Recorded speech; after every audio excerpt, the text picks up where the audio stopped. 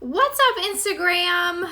My fam, happy Friday. It's so good to see you guys. I've missed y'all so much. And today I'm coming at you with a super important message I think is going to hit home for a lot of you guys. So listen up. This is a perfect Friday message for you guys. We're closing out the week. We had an amazing week inside of our free Facebook community. Where we talked all about motivation. What is motivation? Where does it come from? How do you find it? How do you get it? What happens if you don't have it? How to stay motivated every single day to achieve your goals. How to keep going. How to keep moving forward, achieving the things that you want in your life. How do you get up and go to the gym every single day? How do you get up and stay motivated to hit your macros and eat the food that you're supposed to be eating, right? So I want to dive a little bit into that here over on the gram for you guys. So Tuesday, I did a really amazing training. It was kind of a mid-year review where I sat down and I took you guys through how I kind of assess how my life's going. And I do this about every quarter, every few months. And I assess just different areas of my life, not just like my health, fitness, nutrition, that sort of thing. I'm talking like finances, I'm talking career, I'm talking family, friendships, relationships in general. I'm talking personal development, mindset, emotions, all of the areas of your life. And then we kind of sit down and assess where things are in all of those areas and if they're in a place where you want them to be. We kind of pinpoint the areas in your life where you want to be intentional. Spend some time working on improving those things. And the point of that exercise was to get clarity on what you want to work on in your life moving forward for the next few months, for the next quarter, until we reassess. But getting super clear on what those things are and putting a plan in place so that we can be motivated. And a lot of times it takes seeing things visually to stay motivated, and maybe even placing that visual, report card somewhere that you see on a regular basis every single day to keep you motivated. And then Coach Mariah did an amazing training actually last night on that piggybacked on my training from Tuesday. Once you find out and figure out and get clarity on what those areas of your life are where you want to work on and improve, how to create a vision board, which was so fun. So fun. It was like arts and crafts night last night over in the Facebook group. How to create a vision board for yourself of what you want those areas of your life to look like and feel like moving forward. Right? What is the plan in place to get you there? And what do you want those areas of your life to be? Right? And how do we get you there? That was super fun. So if you guys are interested in either one of those trainings, definitely click the link in my bio, get into our free Facebook group. They're there forever. You can watch them all. But I wanted to hop on Instagram today just to talk about motivation in general. How I stay motivated, what I think motivation is, where it comes from for me.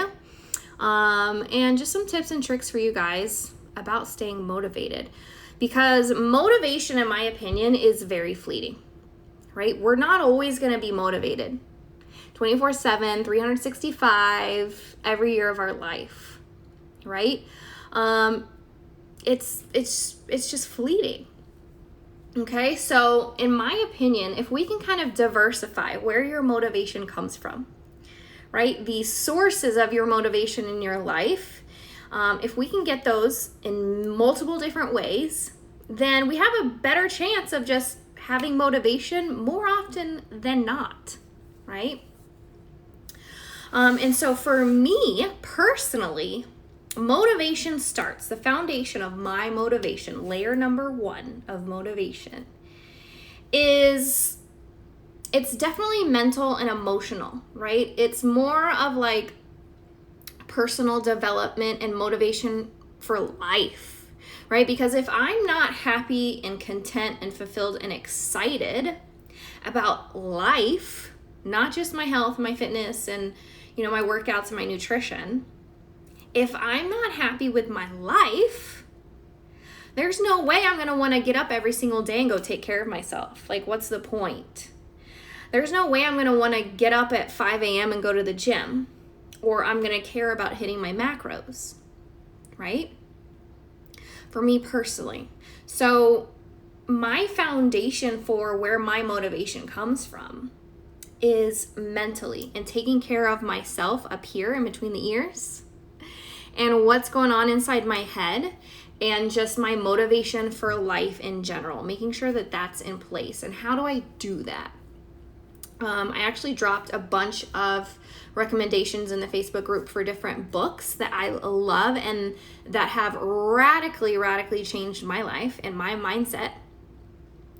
And I also dropped some recommendations for podcasts. So if you're an avid podcast listener, I've got some good tips for you. So, and we're all different, right? Some of us love to just crack a book and read something in our hands, right?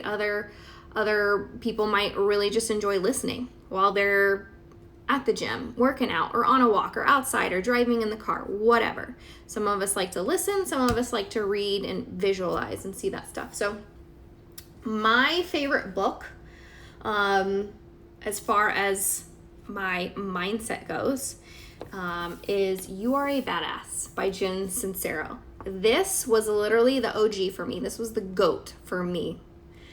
Maybe 8 or so years ago. This was the first personal development book I ever read. And this lit a fire under my ass for life. For life. For showing me and proving to me and teaching me that I had power in my life. I could change anything I wanted to change. I could be anything I wanted to be. And when you create a fire for your life, you are infinitely motivated to get up and do better for yourself. Be better for yourself. Live as your highest self, right? So that's a major source of my motivation every single day. So You Are a Badass. If you've never heard of it or read it, I highly recommend you go do that now. Run, don't walk. And then I also love this book, Believe Bigger, by Marshawn Evans Daniels. And this one's a little bit, well, not a little bit, it's a lot of it, religious. It's very heavy in faith. So if that's your jam, this one radically changed my life as well. And I read these multiple times. Anytime I'm just kind of like in a funk and I'm not motivated for life, these are my go-to. If you love listening and if you love podcasts, I highly recommend 2 podcasts for you. Lori Harder's podcast and also Jill Coleman's podcast. It's called the Best Life Podcast. So Lori Harder's is Earn Your Happy or Earn Your Happiness, Earn Your Happy. And then Jill Coleman's is The Best Life. And literally both of those podcasts just like breathe life into me. They fill me up and they just put a smile on my face, and it's like, hanging out and hearing from my girlfriends. And when you get filled up like that, you are on fire for life, right? And so that's step 1. When it comes to your health and your fitness and your wellness goals, step 1 is getting your mind right and having a fire for your life.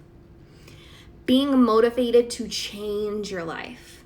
Being motivated to live your best life and be your best self. You've got to chase after that like your life depends on it, right? And if you're not mentally in that space, you're not going to go to the gym. You're not going to eat well. You're not going to be motivated to do those things because they ain't easy. That stuff ain't easy, right? You don't just like roll out of bed and go do them like brushing your teeth. You have to really want it. You know what I mean? So that's my foundation. That's source number 1. Then there's a couple other things I want to talk about. Maybe three more sources of motivation I think are valuable for you guys. The second one would be accountability. Okay, so once you have that foundation set and you're good to go, I think accountability is really important. right? And some people don't need to be held accountable. Some people can just get things done. Just say, I'm going to do this, and they actually do it. And they don't need someone to check in with them every single day or every single week, holding them accountable to what they said they were going to do. But most people aren't like that. Most people aren't. Most people need someone holding them accountable, kicking them in the butt, and getting them to do and making sure that they're doing the things they said they were going to do. Because again, that motivation is fleeting. But if you know that you've got to wake up tomorrow and tell your coach, I didn't get my steps in today, or I didn't get my water in today, and answer to that coach, you are like 90% more likely to do what you said you were going to do.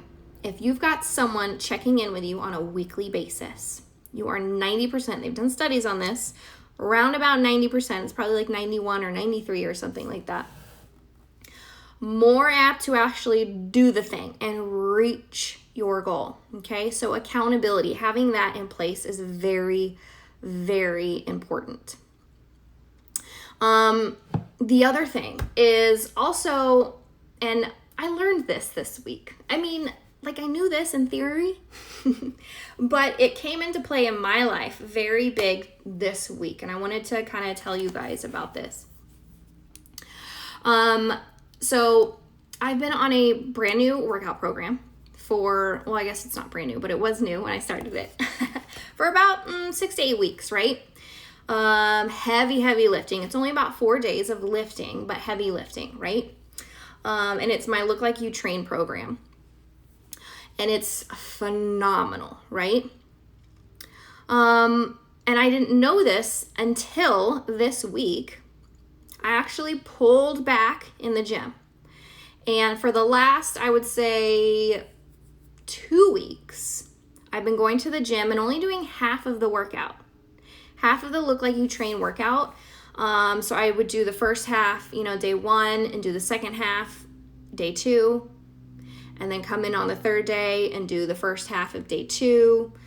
You get what I'm saying. I only do about half of the workout every single day, right? Suddenly, out of nowhere, I'm sleeping like a baby. I'm sleeping like a baby, and I'm waking up fully rested and ready for the day. Ready to live my best day and feeling amazing, right? Now, while I'm going to the gym and I'm only working out half of my workout, completing half of my workout, I'm thinking to myself, like, I should be upset with myself, right? I'm not doing the full workout. I'm skipping part of this. Like, I'm not giving it my all. You would think that you'd be kind of like ashamed or feel guilty or beat yourself up for this, right? But then when I started feeling better, I started sleeping better, I started getting fully rested, I realized that this was an amazing thing. This was a wonderful thing. It was a great thing. It was an eye-opener to me, because that's telling me that I was under-recovering, right? I wasn't necessarily doing too much. This like overtraining idea of overtraining. Overtraining is really just under-recovering, right? So I continued to only do half of my workouts for another 2 weeks, because I was getting like so much more sleep and feeling so much better every morning. And even on nights where I didn't get a full 8 hours, so for me that's a little bit underslept, right? I was waking up a little underslept. I still felt amazing, right? So what does that mean? That just means that my central nervous system was taxed, right?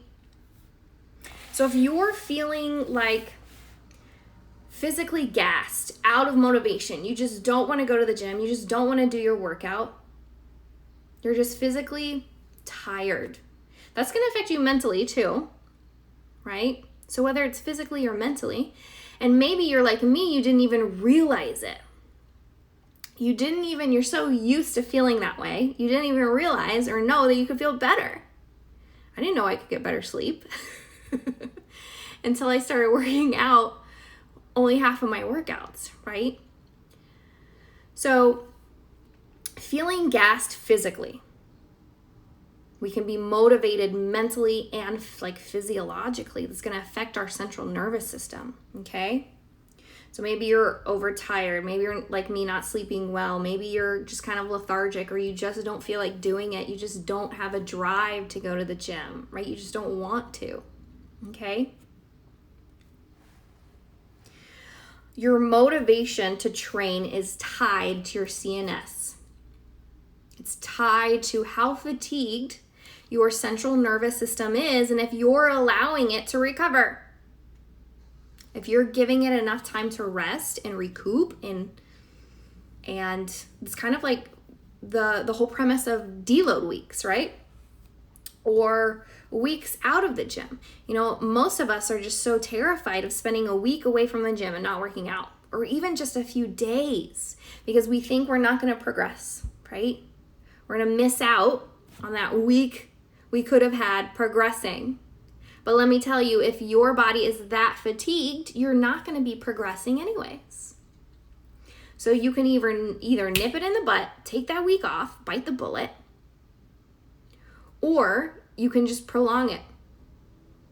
Get back in the gym every single day, not make any progress, keep going the next week, not make any progress, keep going the next week, not make any progress, until you finally take a week off. And at that point, you're 4 weeks of no progress, when you could have just had one. You know what I mean? So there's that physicality piece to it as well.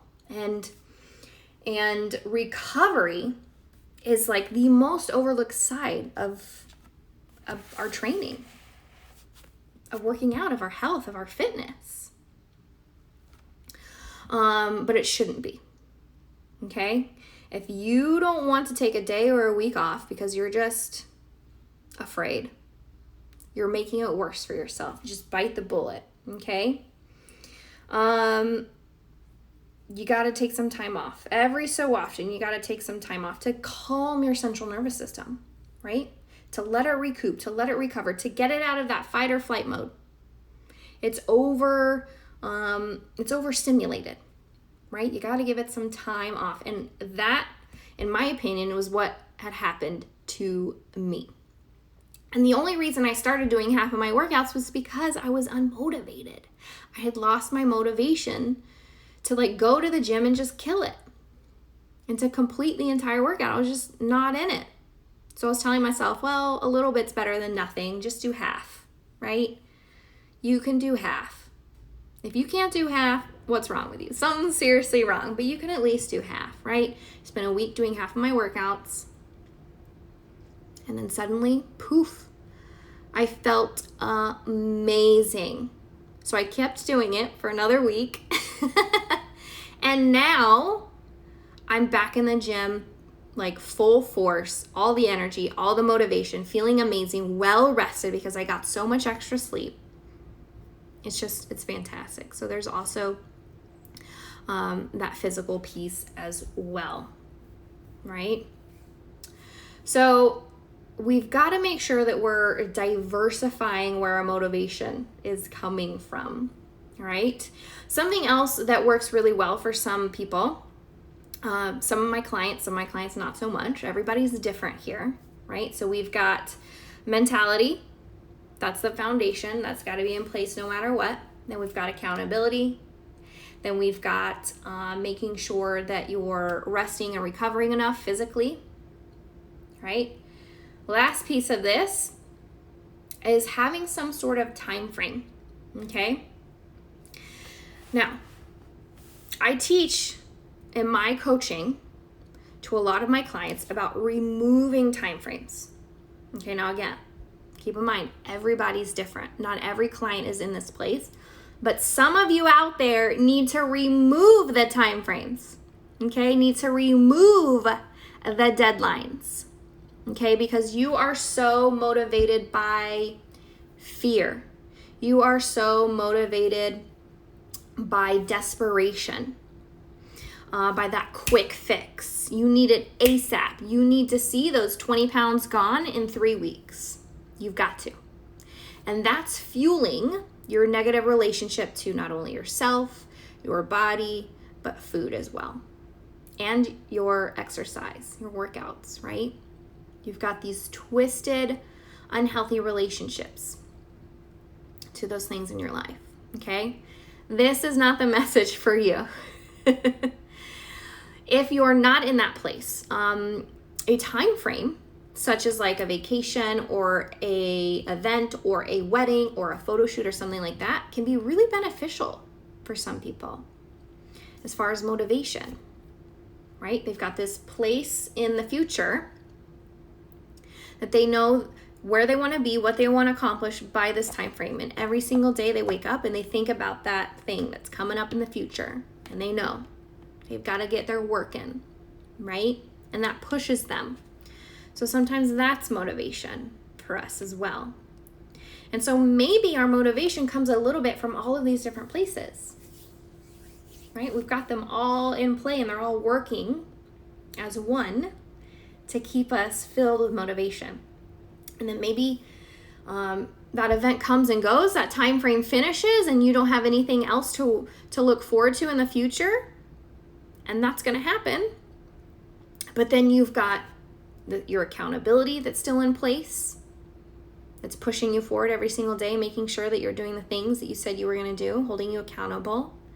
You've also got the physical piece to it, so you're feeling amazing. And then you've also got this zest, this fire, this motivation for life in general. This foundation part, right? That's in place too. So you want to keep going. Even though that event has taken place and it's over, you want to continue living your highest self, living your best life, taking care of yourself because you know you deserve it and you know that you want it. You want that for yourself, right? So those are the different areas, the different sources of motivation for me, where I get my motivation, okay? Because like I said before, motivation is fleeting. It's not always going to be there. So if we can get it from different places and make sure that we have that foundation in place, more often than not, we're going to be motivated. Not every single day, not 24/7, not 365, and that's okay because we're human. But more often than not, we will be. So that's my advice to you guys. That's how I stay motivated. I hope this was helpful. I hope you enjoyed it. Again, if you want to hear more about motivation, we spent this last week talking about it in our Facebook group. Go click the link in my bio, get into our free Facebook group, and dive in. Next week, I'm going to tell you guys what's on tap. What's on tap for our trainings and our content in the Facebook group next week is going to be tracking and logging MyFitnessPal 101. Tips and tricks, how to be a whiz at tracking. How to be a whiz at MyFitnessPal. The secrets to be the best flexible dieter. This is going to cover weighing, measuring, logging at restaurants, logging on the fly, how to log recipes, that sort of thing. And all the little tips and tricks and shortcuts in the app that you're going to want to know about. So definitely get in for that. All right, that's all I got for you guys. Thanks so much for tuning in. Love you as always, and we'll talk soon.